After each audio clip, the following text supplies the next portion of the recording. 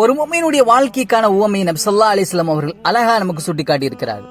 Abu Hurairah ரலியல்லாஹு தஆலா அன்ஹு அறிவிக்கிறார்கள், மஸல் முஃமினி கமஸலில் ஹாமத்தி ஸரஇ, ஒரு முஃமினுடைய நிலையானது இளம் பயிர் போன்றுதான் இருக்கும். வயஃபிஉல் வரகதி மின் ஹைஸு அதத்ஹா ரீஹுன் தகஃபிஉஹா, காற்று எப்போதெல்லாம் அடிக்குமோ அந்த இளம் பயிருடைய இலைகள் அந்த திசையின் பக்கம் சாய்ந்து விடுகிறது.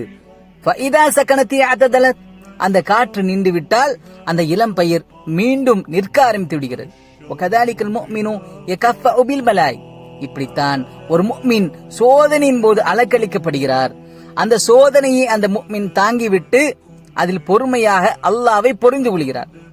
ஓ மஸலுல் காஃபிர், காஃபிருடைய உதாரணம் என்ன தெரியுமா? கமஸலில் அஸ்ரத்தில் சம்மா, தேவதார் மரத்தை போன்று என்ன செய்வார்கள் அவர்கள் இருப்பார்கள்.